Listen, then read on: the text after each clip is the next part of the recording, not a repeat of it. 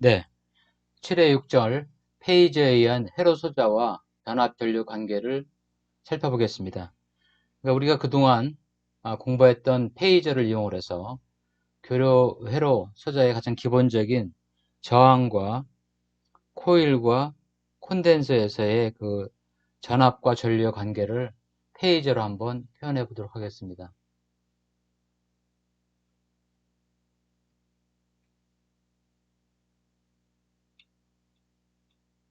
자, 우리가 그 전류를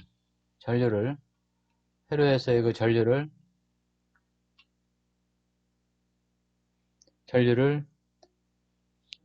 교류회로에 흐르는 전류를 I는 루트 2I, I는 루트 2I 사인 오메가 t라고 했을 때, 이와 같은 전류가 회로에 흐른다라고 했을 때, 한번 생각을 해보겠습니다. 그러면 저항에 걸리는 전압은 순식값 전압이죠. 저항 곱하기 전류 I가 되겠죠. 그래서 루트 2I 사인 오메가 t니까 어, 어, 다시 한번 전류를 회로에 흐르는 전류를 직렬 회로에서 루트 2I, 여러분들 교재에 보면 7의 2.6식이 되겠습니다. 루트 2I 사인 오메가 t 플러스 세타라는 전류가 RLC 직렬 회로에 흐를 때, 그러면 VR은 RI 해서 그 R은 저항은 위상에 영향을 주지 않잖아요. 그래서 루트 2 RI 이 값이 바로 최대값이 되고 사인 오메가 t 플러스 세타 이런 형태가 되겠습니다. 이렇게.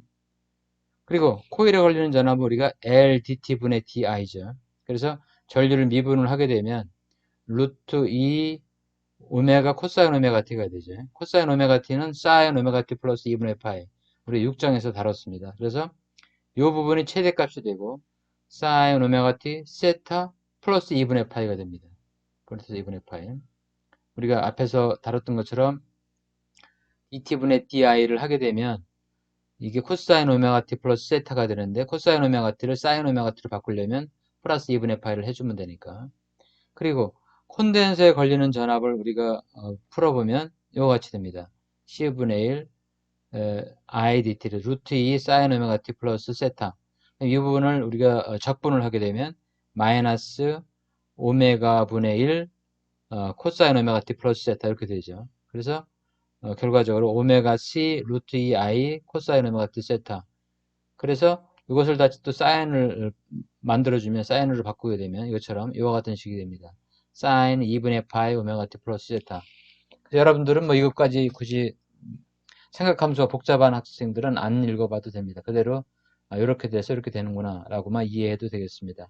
그러면 이것을 우리가 마이너스를 생각해서 다시 고려를 해주면 이와 같이 바꿀 수가 있습니다. 사인 오메가 t 플러스 세타 마이너스 2분의 파이, 이 부분이 최대값이 되겠죠.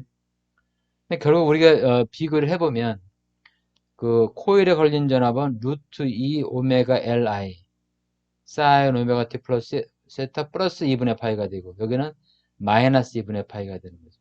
그래서 루트 2 i는 그대로 되고, 이것을 다시 써보면 루트 2 i 그 다음에 xl i 사인 오메가 t 플러스 세타 플러스 2분의 파이가 코일에 걸리는 전압이 되고, 이거는 오메가 c분의 1이 xc니까 루트 2 xc 곱하기 i 사인 오메가 t 플러스 세타 마이너스 2분의 파이가 되는 겁니다. 코일과 콘덴서는. 대신 저항에 걸리는 전압은 루트 2의 r의 i 사인 오메가 t 플러스 세타 이렇게 됩니다. 그래서 우리 여러 번 설명했던 것처럼 저항에 걸리는 전압은 전류와 위상이 같았죠. 위상이 같았습니다. 다만 크기만 이제 이렇게 되죠. 그래서 우리가 RI, 콘덴서인 경우에는 크기는 XL을 곱해주면 되고, 최대값은 위상이 전압이 전류보다 코일인 경우에는 코일인 경우에는 전압이 전류보다 위상이 2분의 파이 앞섰다는 것을 알 수가 있고, 콘덴서인 경우에는 전압이 전류보다 위상이 2분의 파이 뒤섰던 거죠. 왜? 코일의 전류는 오메가 t 플러스 세타인데 이거는 콘덴서에 걸리는 전압은 마이너스 2분의 파이니까 2분의 파이만큼 콘덴서에 걸리는 전압은 전류보다 뒤진다, 레깅한다 하는 것을 우리가 확인할 수 있습니다. 그래서 이와 같이 RLC 회로에서 각각 전류와 전압을 이와 같이 순식값으로 표현했는데, 이것을 우리가 앞에서 학습한 그 페이저를 이용해서 페이저를 표현을 해보면 각각 다음과 같이 되는 것을 확인할 수가 있습니다. 네.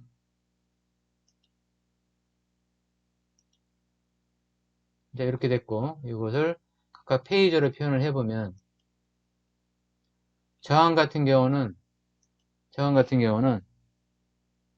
아까 우리가 어떻게 표현됐냐면 저항에서의 그 전압은, 순식값의 전압은 VR은 루트 2 RI sin 오메가 t 플러스 세타였죠. 이렇게. 근데 그때 전류는 어떻게 됐냐면 I의 sin 오메가 t 플러스 세타 이렇게 되어 있습니다. 그러면 우리가 이 전류를 페이저로 표현하게 되면 굵은 글씨로 써야 되죠. 페이저는 어떻게 된다 그랬어요? 시료값의 크기하고 위상으로 표현됐으니까 시료값은 이거죠. 그래서 루트 2로 나눠주니까. 그리고 세타 이렇게 표현이 될 수 있겠죠. 전류를 페이저로 표현하게 되면. 그럼 저항에 걸리는 전압은 어떻게 표현이 돼요? 이렇게 되니까 VR은 이렇게 표현이 되겠죠. 그 다음에 시료값이 크기니까 이렇게 RI, 세타 이렇게 표현이 되겠죠. 즉 그 전류를 페이저로 표시하면 시료값 곱하기 세타가 되고, 저항에 걸리는 전압을 페이저로 표현하게 되면 R 곱하기 I의 세타 이렇게 표현되는 것을 알 수가 있습니다. 그럼 이 부분은 결국 뭐랑 같아요? I가 되겠죠. 그래서 저항에 걸리는 전압은 R 곱하기 I. 단 VR과 I는 페이저가 되겠죠. 그래서 우리가 마치 교류인데도 불구하고 페이저를 표현하면 여러분들 이렇게 보면 직류처럼 표현되는 것을 알 수가 있습니다. 그래서 저항에 걸리는 전압을 우리가 페이저로 표현하면 그냥 R 곱하기 I. 바로 이게 우리가 직류에서의 그 오음의 법칙 V는 이꼬로 RI하고 유사하게 됨을 알 수가 있습니다. 예. 다음에 또 이제 코일을 살펴보면, 코일에 걸린 전압을 우리가 페이저로 살펴보면,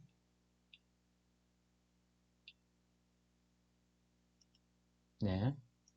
이것은 이제 그 저항인 경우, 이것을 이런 식으로 표현할 수가 있겠죠. 저항인 경우, 페이저로 표현되면, 인가되는 전압 V는 전류 I가 되고, 따라서 저항에 걸리는 전압은 이렇게, 여러분들이 잘 알다시피, 전압과 전류, 저항만 있는 회로인 경우에는 위상이 바뀌지가 않기 때문에 같은 위치를 가지고 있습니다.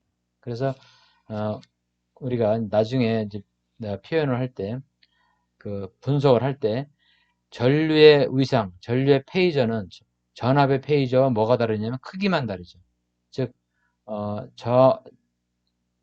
저항에 걸리는 전압을 페이저로 표현하게 되면 저항 곱하기 전류 페이저가 되니까 이것은 크기만 변환하는 거고, VR과 I는 같은 페이저입니다. 같은 위상.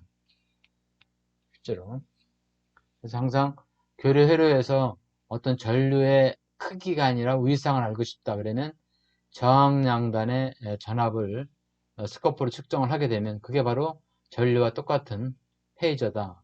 이렇게 하면 되겠습니다. 자, 그러면 예제를 한번 보겠습니다. 전류의 저항만 있을 때, 즉 이와 같은 형태로 이제 해석을 하는 겁니다. 페이저로. 5옴, 저항이 5옴이죠. 5옴의 저항 회로에 순식값이 이와 같이 표현이 됩니다. 그럼 여러분들은 이게 이 부분이 최대값이구나. 시료값은 10이구나. 그리고 위상은 마이너스 60 뜨고 오메가가 20이다 하는 것을 알 수가 있습니다. 이 흐르는 전류를 페이저와 순식값으로 표현하라. 그러면 전류를 이제 구하는 거니까, 이거, 전압을 우리가 무엇을 해? 이 전압을 일단 페이저로 바꿔줘야 되겠죠. 그러면 전압을 페이저로 바꾸려면 시력값과 위상으로 바꿔줘야 되니까, 시력값과 위상으로 변환해줘야 되니까, 시력값은 10이고, 위상은 얼마예요? 마이너스 60도죠. 이렇게 해주면 되겠죠. 60도. 각도로 표현해도 되고, 레디안으로 표현해도 되고, 상관없습니다. 여기서는 이제 각도로 표현되어 있으니까, 각도로 표현해주면 쉽겠죠. 자, 그랬을 때, 전류 우리 I는, 회로에 흐르는 전류는 R분의 페이저로 나눠주면 되죠. 그럼 여기서 R은 얼마를 했어? 5죠. 5. 저항은 위상에 영향을 안 주니까 0이나 마찬가지죠. 그래서 10 마이너스 60도. 이렇게 했을 때는 5는 요 크기만 영향을 주니까 2의 마이너스 60도 이렇게 되죠. 이게 바로 뭐냐면 전류의 페이저예요.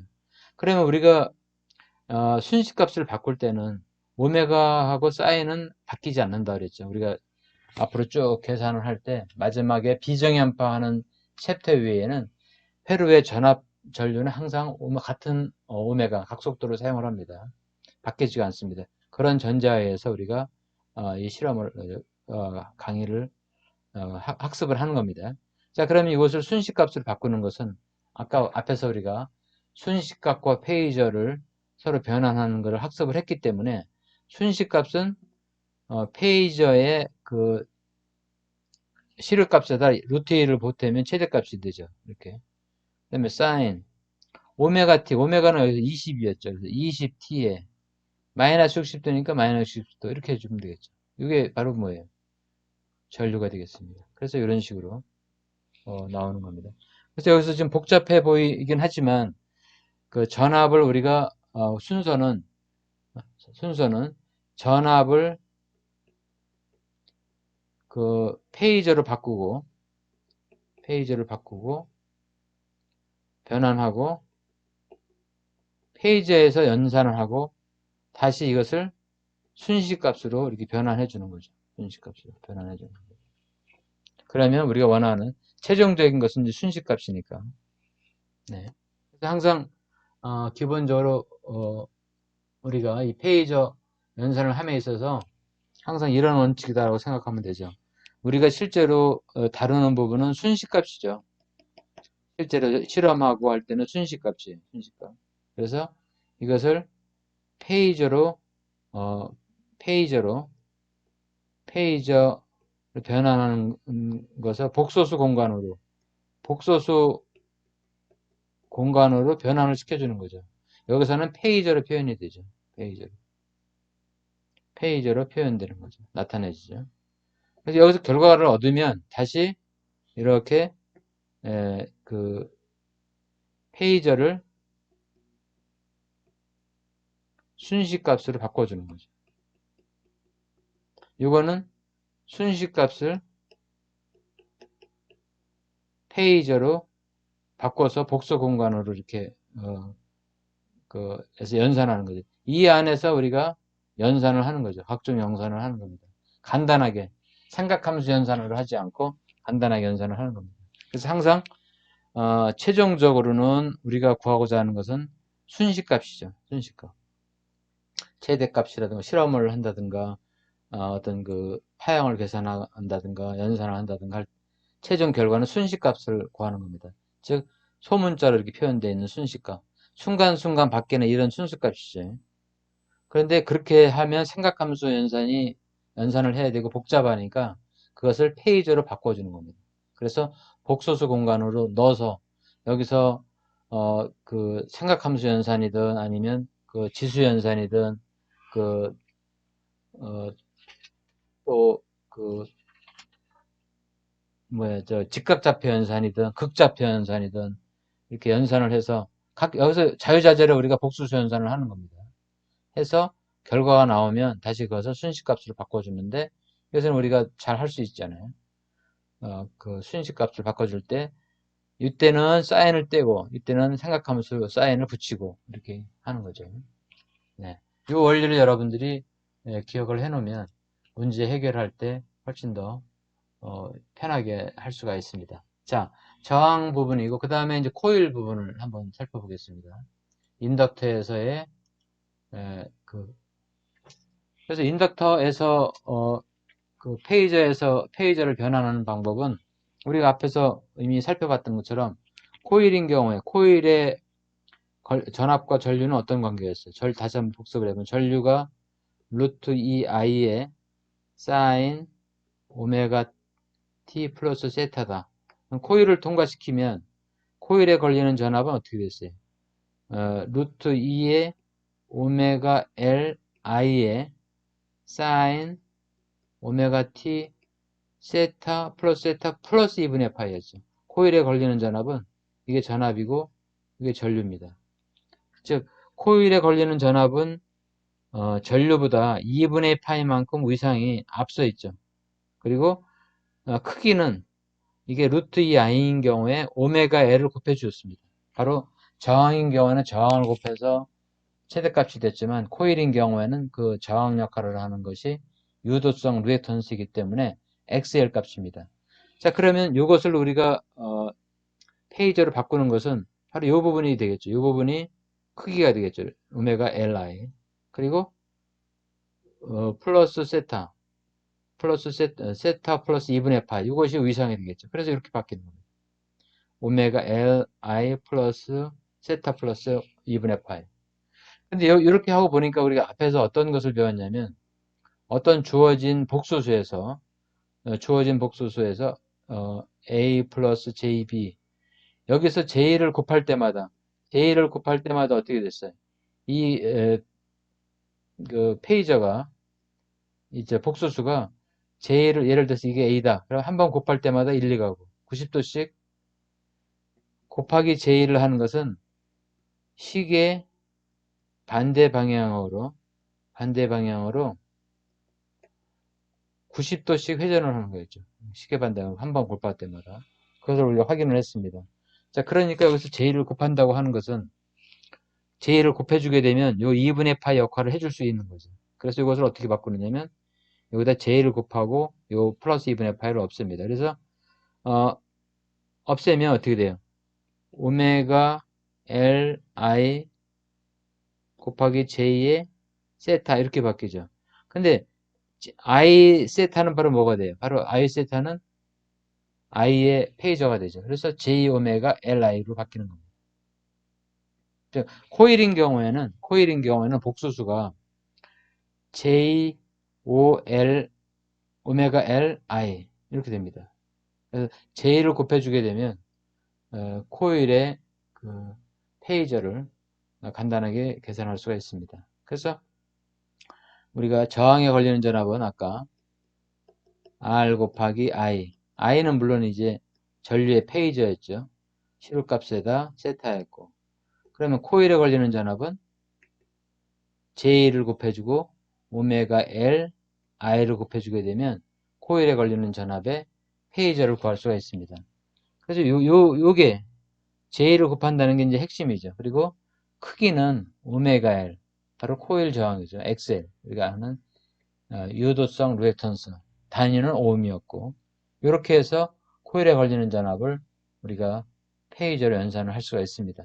그래서 그것을 살펴보면 이런 관계가 있다는 것을 알 수가 있습니다. 그래서 여러분들 이것을 잘 봐야 되는데 그래서 페이저로 표현된 거죠. 전압 V가 있고 전류가 이렇게 표현이 됐을 때 코일에 걸리는 전압 V는 여기서 여기 L이 빠져 있네요. VL은 J 오메가 Li 이렇게 되죠.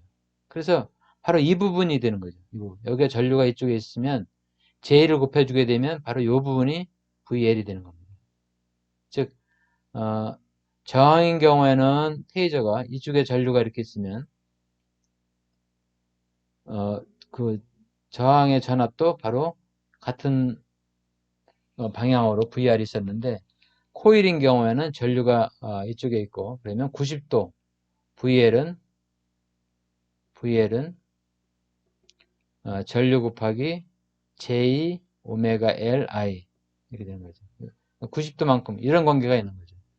여기에 전류가 있으면 코일에 걸린 전압은 이렇게 90도 간격으로 빨리 가는 거죠.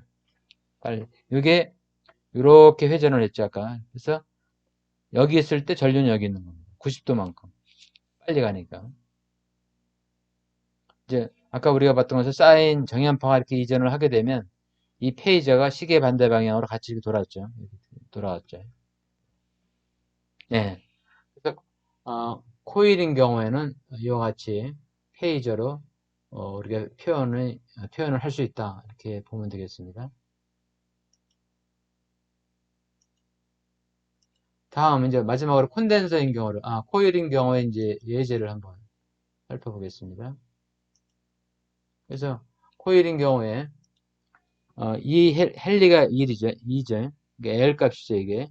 그리고 순식값으로 이와 같이 표현됐어요. VT 최대값 마이너스 이 전압을 인가할 때 흐르는 전류를 구하라를 페이저와 순식값으로 표현하라. 그러면 이제 L 값이 2고 이것을 우리가 페이저로 표현하게 되면 어떻게 되느냐면 V는 시료값은 10이죠. 그리고 위상이 50도 마이너스 80도 80도가 마이너스 80도가 위상이 되겠습니다. 이와 같은 전압이 페이저로 표현된 전압이 전류에 이제 인가가 되면 아까 우리가 어떤 관계였냐면 코일에 걸리는 전압은 J 오메가 L I가 됐어요. 그럼 결국 I를 구하려면 어떻게 돼? 전압을 코일에 걸린 전압 그 흐르는 전류를 구하려면 J 오메가 L로 나눠줘야 되겠죠. 그래서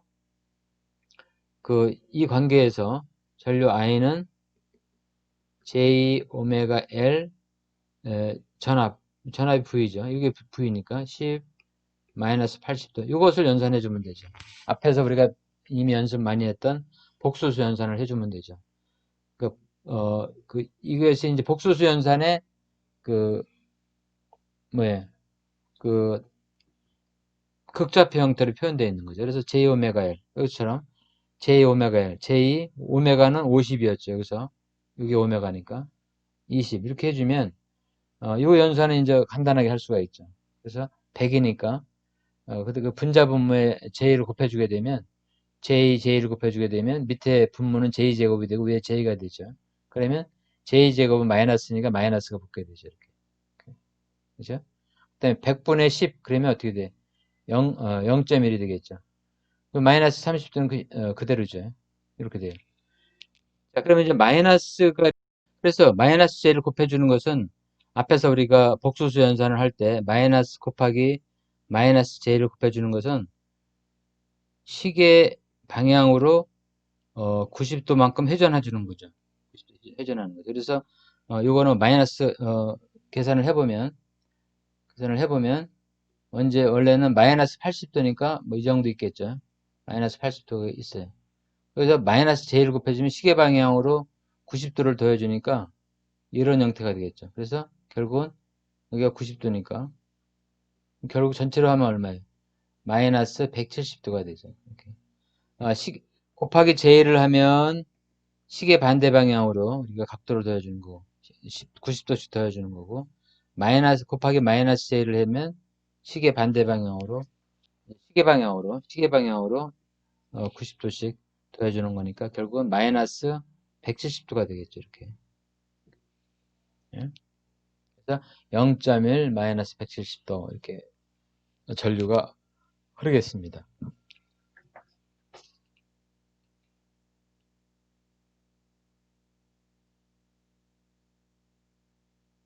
네. 다음에 이제 콘덴서인 경우. 콘덴서인 경우에도 이제 우리가 같은 방법으로 사용을 해보면 아까 콘덴서인 경우에는 전류가 루트 2i 사인 오메가 t 플러스 세타일 경우에 암페어 이와 같은 전류가 흐를 때 콘덴서의 전압에 걸리는 전압은 순식값으로 표현되게 되면 오메가 c분의 루트 2i의 사인 오메가 t 플러스 세타 마이너스 2분의 파이였습니다. 마이너스 2분의 파이. 이게 이제 콘덴서에 걸리는 전압의 순식값인데 그럼 결국 어떻게 되느냐면 마이너스 2분의 파이인 경우 우리가 앞에서 회전 연산을 할 때 회전 오퍼레이터는 시계 방향으로 더하면 플러스 2분의 파이지만 플러스 곱하기 j 를 하면 j로 나눠주게 되면 나누는 경우에는 마이너스 2분의 파이씩 시계 방향으로 2분의 파이씩 회전한다고 되어 있습니다. 따라서 이 마이너스 2분의 파이 대신에 우리가 j로 나눠주는 것을 역할을 하면 되겠죠. 그래서 오메가 c 이와 같은 각도로 되어 있는 것을 j로 나눠주게 되면 이와 같이 되겠죠. 그래서 다시 j로 나누면 분자 분모에 곱해주게 되면 j제곱분의 j가 되니까 마이너스 j 오메가 c 마이너스 분의 1 이렇게 됩니다. 따라서 우리가 콘덴서에 걸리는 전압은 전류를 I 곱하기 이렇게 페이지로 표현하면 콘덴서에 걸리는 전압은 여기 있는 것처럼 j 오메가 c분의 1의 I가 VC는 j 오메가 c분의 1의 I 이런 형태로 되는 거죠. 그래서 이제 j를 위에다 올리면 이것처럼 마이너스 j의 오메가 c분의 1로 되는 거고 또 이 j 오메가 c를 양쪽에 곱해주게 되면 이것처럼 i는 j 오메가 c v 이런 식으로 전류를 이제 곱셈의 형태로 표현할 수가 있습니다. 이때는 이제 가장 중요한 게 뭐냐면 전류가 여기 있을 때 콘덴서에 걸리는 전압은 이것처럼 J로 나눠주게 되면 나눠준다는 것은 뭐라고 그랬어요? 시계 방향으로 90도만큼 회전하는 거니까 이쪽에 있겠죠. 그래서 콘덴서인 경우에는 전류가 전체적으로 그 정연파 교류가 진행할 때마다 진행하는 게 이런 식으로 시계 반대 방향으로 회전을 했잖아요. 그래서 전류가 여기 있을 때 전압이 콘덴서에 걸린 전압이 여기 있기 때문에 콘덴서인 경우에는 전류가 전압보다 90도만큼 앞서 있다 이렇게 얘기를 하는 겁니다. 그래서 콘덴서인 경우도 간단하게 페이저를 표현할 수 있는데 그거 얘도 여러분들이 또 확인해 보면 되겠습니다. 그래서 여기서도 보면 페러드 이게 C 값이죠. C 값. 그래서 순식 값이 우리 앞에서 다뤘던 것처럼 오메가 t 10 루트 2 사인 50t 마이너스 80도일 때 전압을 인가할 때 흐르는 전류를 구하라. 그러면 우리 앞에서 했던 것처럼 콘덴서에 걸리는 전압은 J 오메가 C분의 1 I 페이저로 표현됐을 때 이런 관계가 있었죠. 그러면 일단 전체 전압은 이걸 페이저로 표현하게 되면 10 마이너스 80도 이렇게 표현이 됐고 그래서 전류를 구하는 것은 여기서 우리가 J 오메가 C분의 V 이렇게 곱해주면 됐죠. 그래서 오메가 값은 앞에서 50이고 C 값은 2고 그 다음에 그 전압의 크기, 전압의 페이저는 이것처럼 이것은 10의 마이너스 80도니까 이것을 계산해 주면 되겠죠. 그래서 이것을 계산을 이렇게 해준 겁니다. J의 오메가의 C 값에 그 다음에 V 해줘서 이걸 계산을 하게 되면 J의 이 값으로 나타납니다. 이렇게 써도 되고 J가 이제 앞에 들어있으니까 크기를 이제 세우려면 J를 곱할 때는 어떻게 됐어요? J를 곱하게 되면 시계 반대 방향으로 90도를 더해주니까 여기다 90도를 더해주게 되면 플러스 10도가 되겠죠. J를 없애는 대신에 이렇게 전류가 나오는 겁니다. 이것이 바로 뭐냐면 이 회로에서의 전류의 페이저죠. 그러니까 전류가 1000에 10도 이렇게 되어 있으니까 이거의 순식값은 우리가 페이저를 아까 그 순식값을 바꿔주면 되니까 여기 1000에다가 루트 2를 곱하고 사인 오메가가 50이니까 50t 10도 10도니까 플러스 10도 이렇게 해서 해주게 되면 바로 캐패시터의 전류가 되는 겁니다. 그래서 뭐 복잡해 보이지만 여러분들이 그것만 순식값과 페이저를 또 페이저에서 순식값을 하는 부분 이해를 하면 되고 그리고 또 한 가지는 RLC에서 전압과 전류의 위상관계만 알면 얼마나 복잡한 애로든지 다 해결을 할 수가 있습니다. 그래서 이것을 정리해 놓은 것이 그 다음에 표 7.1이 되겠습니다. 여러분들 이 관계만 이해를 하면 됩니다.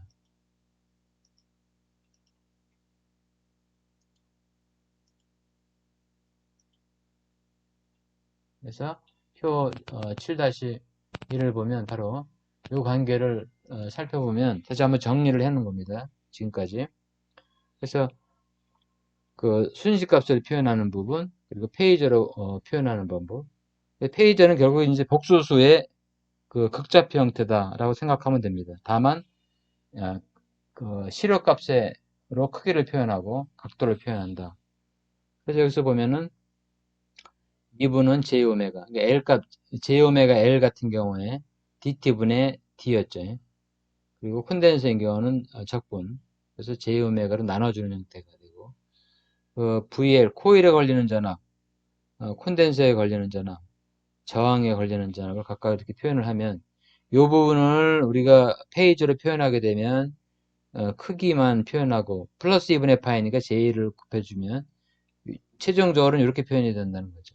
코일에 걸리는 전압은 J오메가 Li.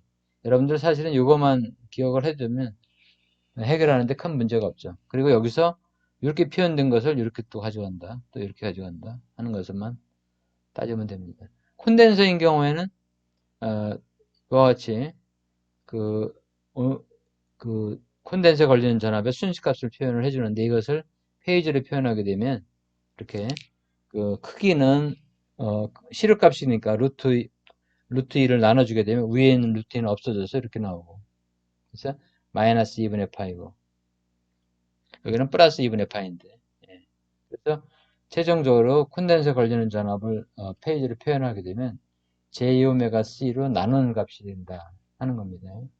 그래서 이 관계만 알면 그럼 전체 전압 그 RLC에 걸리는 전압은 R에 걸리는 전압, L에 걸리는 전압, C에 걸리는 전압을 합치면 이렇게 되겠죠. 그래서 RLC 직렬 회로에서 우리가 6장에서 다룰 때는 이것처럼 이렇게 복잡하게 이제 했는데 페이저로 표현하면 이렇게 간단하게 표현이 된다. 생각을 하면 됩니다. 즉 코일에 걸리는 전압은 J 오메가 L을 곱해주면 되고 콘덴서에 걸리는 전압은 J 오메가 C분의 1로 곱해주면 된다. 저항에 걸리는 전압은 그냥 저항을 곱해주면 된다. 이것만 여러분들이 기억을 해두면 됩니다. 그러면 나머지는 이제 복수수 연산만 할 수 있으면 교류 해석이 간단하게 이루어집니다. 교류 해석이. 네. 그 다음에 이제 마지막으로 복소 임피던스라는 말이 있는데 이제 그 우리가 저항과 코일과 콘덴서가 있을 때 예. 그래서 뭐 간단하게 교류 회로에서 복수 임피던스라는 것은 전압과 전류를 VI로 표현하고 페이저인 복수를 표현했을 때 전압과 전류의 P는 Z, 즉 복소수가 된다. 이것을 복수 임피던스라고 한다. 우리가 보통 앞에서 이제 우리가 전류 I가 이렇게 표현이 되고 그 다음에 전체 걸리는 전압을 V로 이렇게 복소수로 표현했어요. 그래서 V는 어떻게 돼요? VR 직렬회로 따르면 VL 더하기 뭐 VC 이렇게 하겠죠.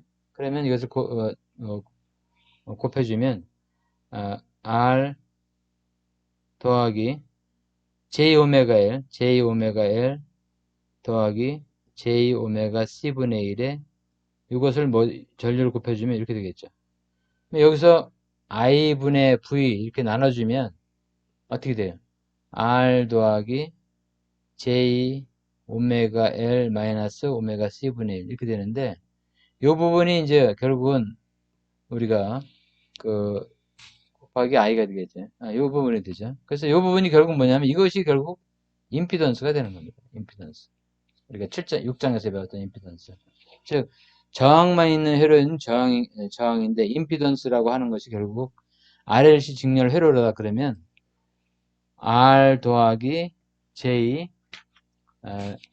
오메가 L 마이너스 오메가 C분의 1, RLC 직렬 회로인 경우에, 결국 이것이 뭐가 되느냐면, 우리가 J, X다. 이렇게 얘기를 하죠. X다. 리액턴스죠. 그래서 유도성 리액턴스, 그 다음에 그 용량성 리액턴스 이렇게 됩니다. 그래서 임피던스는 혈액에 흐르는 저항과 그리고 리액턴스를 더해주면 되는데 그 부분이 바로 복수수 형태로 표현되는 거죠. R 더하기 JX. 그래서 예, 이렇게 이런 형태로. 그래서 크기는 이런 형태가 되는 거죠. 그래서 어, 최종적으로 이제 앞으로 이제 계속 우리가 다룰 텐데 임피던스는 이렇게 전압을 저항으로 이렇게 직류만 있을 때는 우리가 저항이라고 했고 기본적인 개념은 우리 6장에서 이미 다 다뤘습니다. 그래서 임피던스라는 용어를 임피던스를 이제 복소수로 이제 구했을 때 그것도 이렇게 간단하게 표현이 된다 하는 것을 우리가 확인할 수가 있습니다. 그래서 전압을 전류로 나눠줬을 때 관계가 되고 크기는 임피던스의 크기는 이런 형태로 직류에서와 마찬가지고 그 다음에 위상각은 우리 그 책에 있는 대로 전압이 크기가 V고 그 다음에 위상이 세타1이고 전류가 전류가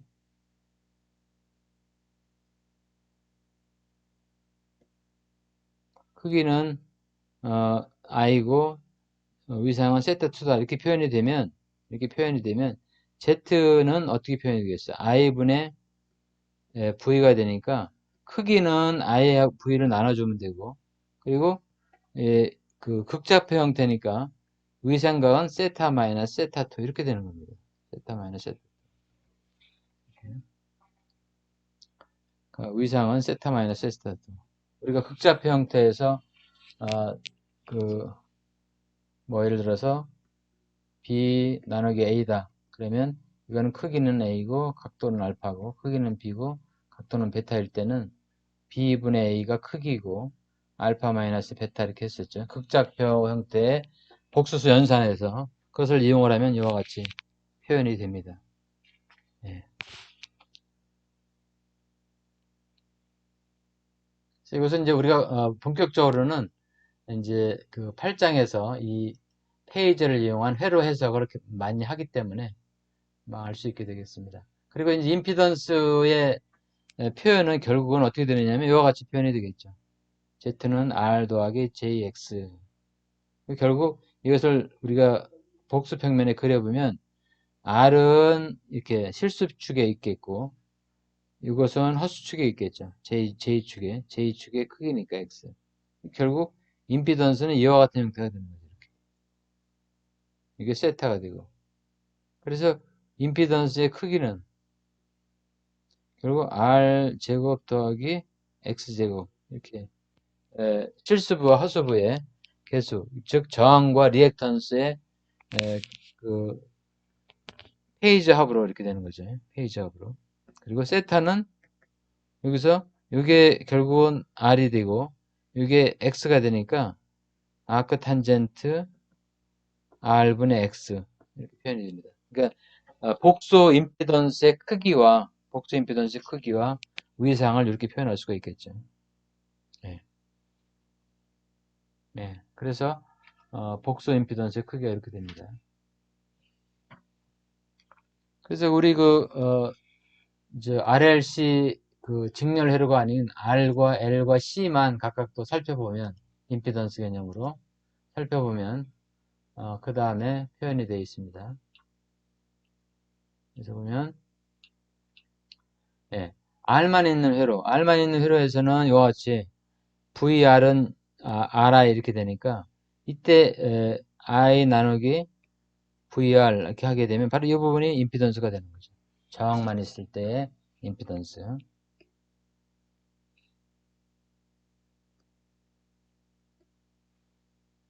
그리고 코일만 있을 때는 코일에 걸리는 전압은 앞에서 우리가 살펴봤던 것처럼 VL은 J오메가 L 곱하기 I가 되니까 이때의 그 임피던스 역할을 하는 게 바로 J오메가 L이죠.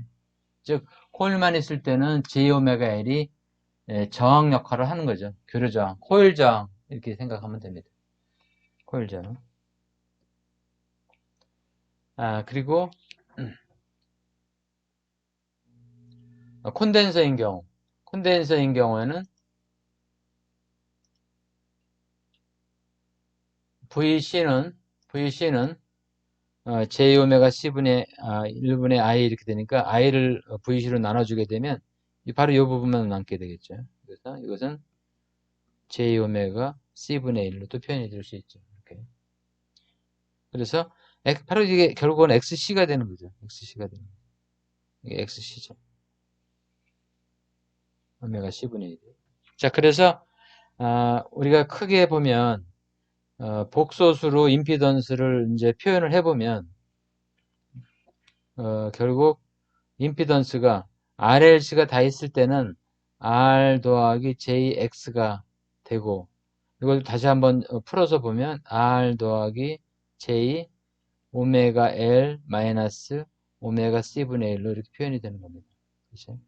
그래서 이걸 페이지로 그려보면 복수수 형태니까 방금 앞에서 봤던 것처럼 R이 이렇게 되고 XL은 오메가 L은 이쪽에 가 있고 사실은 오메가 C분의 1은 이쪽에 있는 거죠. 이쪽에. 그래서 이 두 개의 차가 결국은 XL과 XC의 차가 전체 X가 되는 거죠. 전체 X가. 예. 그래서 크기도 구할 수 있고 위상도 구할 수 있고 그래서 최종적으로 RLC 직렬 회로에서의 임피던스는 이렇게 표현이 되기 때문에 크기는 R제곱 더하기 오메가 L 마이너스 오메가 C분의 1의 제곱 이렇게 되겠고 그 다음에 그 임피던스는 R분의 오메가 L 마이너스 오메가 C분의 1 X값이죠. 이렇게 표현이 됩니다. 임피던스와 크기가 단위는 임피던스니까 오음이죠. 이렇게. 네. 자, 이런 식으로 해서 여러분들이 그 복수 임피던스와 그 다음에 페이저 결국은 7장에서 다뤘던 부분은 복소수 연산을 우리가 배우고 그것을 이용을 해서 순식값으로 표현되는 교류 회로에서 이것을 페이저로 변환을 시켜서 결국 복소수 연산을 하는 겁니다. 그래서 최종적으로 다시 순식값으로 이제 바꾸는 페이저를 순식값으로 바꾸는 그 원리를 이제 바탕으로 하면 여러분들이 지금 보는 것처럼 복소수로 이렇게 페이저로 변환을 하게 되면 J오메가로 나눠주거나 곱해주거나 이런 연산만 하고 복소수 연산만 하지 사인 코사인은 일체 없었죠. 맨 마지막에 바꿀 때만 순식값을 바꿀 때만 이제 삼각함수가 표현이 되는 것을 확인했습니다. 이상 페이저에 의한 회로 소자의 전압과 전류 관계를 살펴봤습니다.